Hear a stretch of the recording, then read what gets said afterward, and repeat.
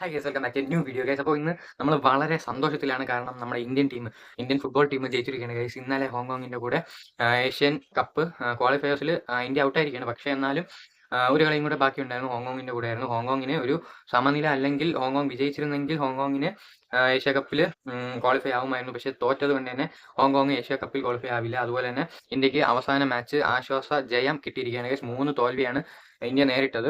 ഇന്നലെയാണ് ആദ്യ ഒരു വിജയം നേടിയത്. കിടിലൻ മാച്ചായിരുന്നു. എടുത്തു പറയേണ്ടതാണ് നമ്മുടെ റയാൻ വില്യംസ്.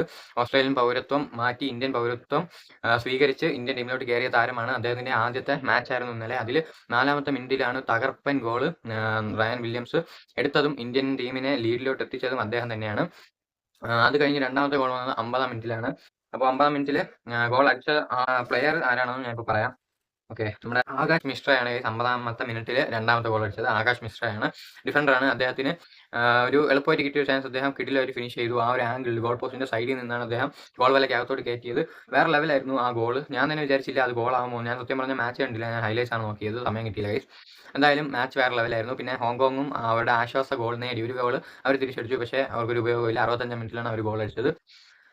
എന്തായാലും ടീം മെച്ചപ്പെട്ടിട്ടുണ്ട്. ഇനിയും ഇതേപോലെ നമ്മുടെ ഇന്ത്യൻ വംശജർ വേറെയും ഉണ്ട്, വേറെ കൺട്രീസിന് വേണ്ടി കളിക്കുന്ന വേറെയും ആ പ്ലെയേഴ്സിനെല്ലാം ഇതേപോലെ എന്താ പറയുക, നമ്മുടെ ഇന്ത്യൻ പൗരത്വം സ്വീകരിച്ച് ഈ ഒരു ലെവലിലോട്ട് കൊണ്ടുവരികയാണെങ്കിൽ നമ്മുടെ ഇന്ത്യൻ ടീം ഉറപ്പായും വേൾഡ് കപ്പ് വരെ എത്താൻ വലിയ ദിവസവും വലിയ നേരമൊന്നും വേണ്ട. ഈ ഖാലിദ് ജമീൽ തന്നെ അത് എത്തിക്കുകയും ചെയ്യും. അത്രയും നല്ല പ്ലെയേഴ്സ് വന്നാൽ അതിലൊരു സംശയമില്ല.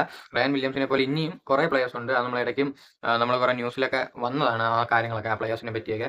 അങ്ങനെ ഇനിയും വരാനുള്ള ഉറപ്പായും ഇന്ത്യൻ ടീം ഇനി നല്ല പെർഫോമൻസുകൾ കാഴ്ചവെക്കും ഫ്യൂച്ചറിൽ. അതുപോലെ തന്നെ ഇങ്ങനത്തെ ഒരു ടീമിന് ഇനി വേൾഡ് കപ്പിലോട്ട് കയറാൻ വലിയ പാടൊന്നുമില്ല, അങ്ങനെ പ്ലെയേഴ്സ് വരാണെങ്കിൽ. എന്തായാലും അങ്ങനെ വന്നാൽ നമ്മുടെ ഇന്ത്യൻ ഫുട്ബോൾ രക്ഷപ്പെടാൻ വലിയൊരു സംശയമില്ല.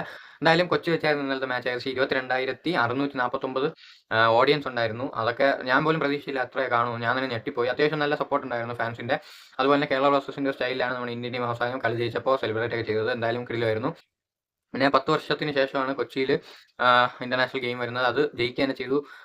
പിന്നെ നമ്മുടെ പൈസയുടെ കുറച്ച് മാറ്റേഴ്സ് ഒക്കെ ഉണ്ടായിരുന്നു നമ്മുടെ GCDAയുടെ. അതെല്ലാം സോൾവ് ആക്കി ഇന്ത്യൻ ടീം ജയിക്കുക തന്നെ ചെയ്തു, ജയിച്ച് കാണിച്ചു കൊടുക്കുക തന്നെ ചെയ്തു. ഇത്രയും പൈസ ചിലവാക്കി കളിച്ചിട്ട് അതൊരു തോൽവിയിലോട്ട് വന്നില്ല. നമ്മുടെ കേരള ബ്ലാസ്റ്റേഴ്സിനെ പോലെ ജയിക്കുക തന്നെ ചെയ്തു ഇന്ത്യൻ ടീം. അതിൽ വളരെയധികം സന്തോഷമുണ്ട്. ഇന്ത്യൻ ഫുട്ബോൾ ആരാധിക്കാൻ എനിക്ക് ഭയങ്കര അഭിമാനമുണ്ട് ജയിച്ചതിൽ. എന്തായാലും നമ്മൾ വീഡിയോയുടെ അവസാനിപ്പിക്കുകയാണ്. സ്കൂളിൽ പറഞ്ഞിട്ടുണ്ടെങ്കിൽ വീഡിയോ അപ്ലോഡ് ആവില്ല. സോ എന്തായാലും വീഡിയോയുടെ ജോയിൻ ചെയ്യണം.